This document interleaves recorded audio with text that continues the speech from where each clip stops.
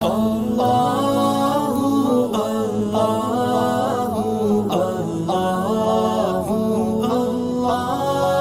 اللہ الرحمن الرحیم۔ قیامت کے دن کی منظر کشی ہو رہی ہے۔ قیامت کے دن کیا کیا ہوگا، انہی میں سے ایک پکی سچی بات یہ بھی ہے کہ سب انسان اپنی قبروں سے باہر نکل آئیں گے۔ چنانچہ حضرت عبداللہ ابن عمر رضی اللہ عنہما روایت فرماتے ہیں کہ نبی اکرم صلی اللہ علیہ وسلم نے ارشاد فرمایا، سب سے پہلے زمین پھٹ کر مجھے ظاہر کرے گی، پھر ابو بکر و عمر قبروں سے ظاہر ہوں گے، پھر بقی یعنی قبرستان میں جاؤں گا، لہذا وہ قبروں سے نکل کر میرے ساتھ جمع کر دیے جائیں گے، پھر میں مکے والوں کا انتظار کروں گا حتیٰ کہ وہ بھی قبروں سے نکل کر میرے ساتھ ہو جائیں گے، پھر حرمین والوں کے درمیان محشر میں ہم لوگ جمع ہو جائیں گے۔ یہ روایتوں کے اندر آتا ہے کہ سب سے پہلے حضرت نبی اکرم صلی اللہ علیہ وسلم کی قبر مبارک پھٹے گی اور وہاں سے آپ باہر تشریف لائیں گے، پھر آپ کے قریب میں جو دو قبریں اور ہیں حضرت ابو بکر و عمر رضی اللہ عنہما کی، وہ اپنی قبروں سے نکلیں گے، پھر اللہ کے نبی صلی اللہ علیہ وسلم ان دونوں ساتھیوں کو لے کر مدینہ منورہ کا جو قبرستان ہے جس کو بقیع غرقد کہتے ہیں، جنت البقیع، آپ وہاں جائیں گے اور پھر وہاں سے لوگ قبروں سے نکل کر نبی اکرم صلی اللہ علیہ وسلم کے ساتھ ہو جائیں گے۔ اس سے یہ بھی پتہ چلا کہ بھئی مرنے کے بعد دوبارہ زندہ ہونا یہ بنیادی عقیدہ ہے اور ضروری ہے، یہ برحق ہے، ہر ایمان والے کو اس پر اپنا کامل ایمان اور یقین رکھنا چاہیے۔ یہ دیکھیے کہ جو قبروں میں گئے تھے وہ قبروں سے ظاہر ہو رہے ہیں، نکل رہے ہیں، دوبارہ زندہ ہو رہے ہیں، اور یہیں سے یہ بھی پتہ چلا کہ لوگ اسی لیے جنت البقیع میں دفن ہونے کی خواہش کرتے ہیں، مدینہ منورہ میں مرنے کی، کہ وہ نبی اکرم صلی اللہ علیہ وسلم کے ساتھ اٹھائے جائیں گے۔ وہ جب میدان محشر قائم ہوگا تو آپ صلی اللہ علیہ وسلم اپنی قبر سے ظاہر ہو کر حضرت ابو بکر و عمر دونوں کو لے کر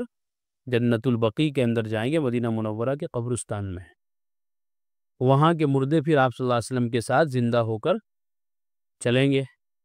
فرمائیں گے پھر میں مکے والوں کا انتظار کروں گا، یعنی مکے والے آئیں جو مکے میں دفن ہیں لوگ، خاص طور پر وہاں کے جو قبرستان ہے جنت المعلی جس کو کہتے ہیں، وہاں کے جو دفن شدہ لوگ ہیں جب وہ بھی ظاہر ہو جائیں گے، وہ بھی زندہ ہو کر آ جائیں گے، پھر نبی اکرم صلی اللہ علیہ وسلم سب کو لے کر میدان محشر کی طرف چلیں گے۔ تو یہ عقیدہ بالکل یقینی ہے، بالکل برحق ہے، اس عقیدے کو ہمیں تازہ بھی رکھنا ہے اور زندہ رکھنا ہے۔ جب تک انسان کا یہ عقیدہ تازہ رہے گا اور یہ عقیدہ اس کے ذہن و دماغ میں رہے گا کہ مجھے مرنے کے بعد دوبارہ زندہ ہونا ہے اور اللہ کے سامنے حاضر ہو کر جو میں نے زندگی گزاری ہے اچھی یا بری، جزا یا سزا والی، اس کے مطابق مجھے اللہ کے سامنے پیش ہونا ہے، تو انسان کی زندگی ٹھیک ٹھاک چلتی رہے گی۔ اور جیسے جیسے اس کے دل و دماغ سے یہ عقیدہ کمزور ہوتا جائے گا کہ مجھے مرنے کے بعد دوبارہ زندہ ہونا ہے، اس عقیدے کے اندر جتنی کمی اور کمزوری آتی جائے گی اتنا ہی انسان اعمال صالحہ سے دور ہوتا جائے گا، وہ دنیا کے اندر غافل ہو جائے گا، دنیاوی جھمیلوں میں پھنس جائے گا، آخرت سے غافل ہو کر زندگی گزارے گا۔ اسی لیے یہ مجلسیں اور یہ محفلیں ہیں اور یہ کتابوں کی تعلیم ہے، اس طرح کی باتوں کا مذاکرہ ہے تاکہ ہمارا یہ عقیدہ تازہ رہے، ہمیں یاد رہے کہ ہمیں مرنا ہے اور مرنے کے بعد دوبارہ زندہ بھی ہونا ہے۔ یہ اسلام کے بنیادی عقیدوں میں سے ایک اہم عقیدہ ہے۔ آج یہی وجہ ہے کہ کتنے لوگ اعمال سے دور ہیں، مسجدوں سے دور ہیں، نیک اعمال سے دور ہیں، اسلامی احکامات سے دور ہیں، قرآن و سنت پر عمل نہیں کرتے، اپنی خواہشات کے مطابق آزادانہ زندگی گزارتے ہیں۔ اس کی وجہ یہی ہے کہ ان کا یہ عقیدہ کمزور ہے۔ ہم یہ تو نہیں کہہ سکتے، کسی پر فتویٰ تو نہیں لگا سکتے کہ بھائی یہ آخرت کے عقیدے کو نہیں مانتا، اللہ جانے وہ جانے اس کے دل میں کیا ہے، لیکن یہ ضرور کہیں گے کہ اس کو یہ عقیدہ یاد نہیں ہے، اس کے عقیدہ یہ نیچے دب گیا ہے کسی تہ کے اندر، دنیاوی کاموں میں جھمیلوں میں پھنسنے کی وجہ سے یہ عقیدہ اس کا کمزور ہو گیا ہے، اس کو تازہ کرنے کی ضرورت ہے اور دل و دماغ میں حاضر رکھنے کی ضرورت ہے۔ اسی سے انسان صحیح معنوں میں مسلمان بنتا ہے۔ جو لوگ قبروں میں دفن ہیں، مسلم ہوں یا کافر، وہ تو دوسری مرتبہ سور کی آواز سن کر قبروں سے نکل کھڑے ہوں گے اور جو لوگ آگ میں جلا دیے گئے یا سمندروں میں بہا دیے گئے یا جن کو درندوں نے پھاڑ کھایا تھا، ان کی روحوں کو بھی جسم عطا کیا جائے گا، اور لا محالہ وہ بھی حاضر محشر ہوں گے۔ یعنی صرف وہی لوگ دوبارہ زندہ نہیں ہوں گے جن کو دفن کیا گیا تھا، جیسے دفن ہونے کے بعد ان کی ہڈیاں گل سڑ گئی تھی، ان کی ہڈیوں کے ذرات پتہ نہیں کہاں بکھر گئے تھے۔ وہ کتنے لوگ ہیں جن کی قبروں کو ہزاروں سال بیت چکے ہیں، ان کو مرے ہوئے، تو ان کی قبروں کے نام و نشان بھی کسی کو نہیں پتہ، لیکن اللہ کو سب پتہ ہے۔ اللہ تعالیٰ ان سب کو حاضر کر دیں گے، سب کو ظاہر کر دیں گے، سب کو جسم عطا کر کے دوبارہ زندگی عطا کر دیں گے۔ تو وہ لوگ جو اپنے مردوں کو جلا دیتے ہیں اور یہ سمجھتے ہیں کہ جلانے کے بعد راکھ ہم نے سمندر میں پھینک دی اور وہ پتہ نہیں کہاں چلی گئی، اس کے ذرات ایک کونے سے دوسرے کونے میں چلے گئے،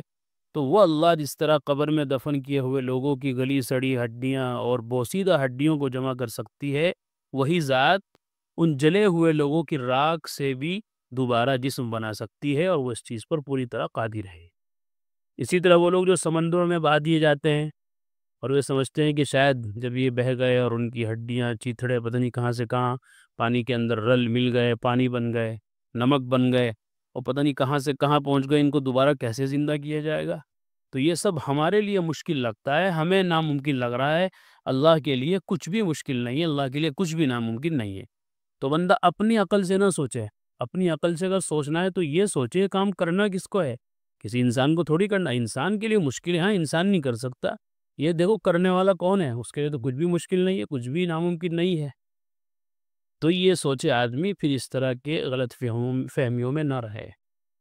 یہ بہت سی دفعہ ایسا ہوتا ہے کسی کو کوئی درندہ پھاڑ لیتا ہے، کھا لیتا ہے، نگل لیتا ہے، تو اس کا کیا ہوگا؟ تو اللہ تعالیٰ تو ہر چیز پر قادر ہے، اس کو بھی لے آئیں گے۔ کہنے کی بات یہ ہے کہ یہ عقیدہ ہمارا مضبوط ہونا چاہیے، اور اس کی ہزاروں مثالیں دنیا میں موجود ہیں۔ قبروں سے ننگے اور غیر مختون نکلیں گے، یہ بھی آیا ہے۔ جب آدمی اپنی قبر سے نکلے گا تو بالکل ننگا ہوگا، برہنہ ہوگا، اور ایسے ہی غیر مختون۔ حضرت عائشہ رضی اللہ عنہ نے فرمایا کہ میں نے نبی اکرم صلی اللہ علیہ وسلم نے سنا کہ قیامت کے روز لوگ ننگے پاؤں، ننگے بدن، بے ختنہ جمع کیے جائیں گے۔ انسان پیدا ہوتا ہے تو بچپن میں اس کی ختنہ ہوتی ہے۔ میں نے عرض کیا رسول اللہ، کیا مرد و عورت سب ننگے ہوں گے اور ایک دوسرے کو دیکھتے ہوں گے؟ اگر ایسا ہوا تو بڑے شرم کا مقام ہوگا، بڑی شرم آئے گی۔ اس کے جواب میں حضرت صلی اللہ علیہ وسلم نے ارشاد فرمایا کہ عائشہ، قیامت کی سختی اس قدر ہوگی اور لوگ گھبراہٹ اور پریشانی سے ایسے بدحال ہوں گے کہ کسی کو دوسرے کی طرف دیکھنے کا دھیان ہی نہ ہوگا۔ دنیا میں تو چلو آدمی دیکھ ہی لیتا ہے، اس کی نظریں ادھر ادھر بہک جاتی ہیں، نظریں اس کی ادھر ادھر پڑ جاتی ہیں، لیکن آخرت کا جو دن ہوگا، میدان محشر جب قائم ہو جائے گا، تو سب لوگ ننگے ہوں گے، لیکن ان کا ننگا پن کوئی کسی کو دیکھ نہیں پائے گا۔ ہر آدمی اپنے آپ پہ اتنا ڈوبا ہوا ہوگا، کھویا ہوا ہوگا کہ وہ دائیں بائیں بھی نہیں دیکھ سکے گا، اتنا عجیب و غریب ماحول ہوگا۔ دوسری حدیث میں ہے کہ حضرت صلی اللہ علیہ وسلم نے ارشاد فرمایا کہ بے شک قیامت کے روز تم ننگے پاؤں، ننگے بدن، بے ختنہ جمع کیے جاؤ گے۔ یہ فرماتا قرآن مجید کی آیت کما بدأنا اول خلق نعیدہ، اس کا ترجمہ یہ کہ ہم نے جس طرح اول بار پیدا کرنے کے وقت ابتدا کی تھی، اس کو دوبارہ اسی طرح لوٹائیں گے۔ انسان جب پیدا ہوتا ہے، چھوٹا بچہ ننگا ہوتا ہے، ختنہ بھی نہیں ہوتی، ننگے پاؤں، ننگا بدن، بالکل اسی طرح اللہ تعالیٰ جیسے پہلا پیدا کیا تھا دوبارہ بھی ایسا ہی زندہ کریں گے۔ اللہ کے رسول نے آیت تلاوت فرمائی، پھر فرمایا کہ سب سے پہلے قیامت کے روز ابراہیم علیہ السلام کو کپڑے پہنائے جائیں گے، کہ ان کا اعزاز ہوگا، بخاری مسلم میں آیا ہے۔ علماء نے لکھا ہے کہ حضرت ابراہیم علیہ السلام کو اس لیے سب سے پہلے لباس پہنایا جائے گا کہ انہوں نے سب سے پہلے فقیروں کو کپڑے پہنائے تھے۔ یہ اس لیے کہ وہ اللہ تعالیٰ کی طرف دعوت دینے کی وجہ سے سب سے پہلے ننگے کیے گئے، جبکہ کافروں نے ان کو آگ میں ڈالا تھا۔ اللہ کے نام پر سب سے پہلے ان کو ننگا کیا گیا تھا، اللہ کے طرف لوگوں کو بلانے کی وجہ سے، دین کی دعوت دینے کی وجہ سے ان کو یہ سزا دی گئی تھی کہ ننگا کر کے ان کو آگ میں ڈال دیا گیا تھا۔ تو اللہ تعالیٰ ان کا اعزاز اور اکرام فرمائیں گے،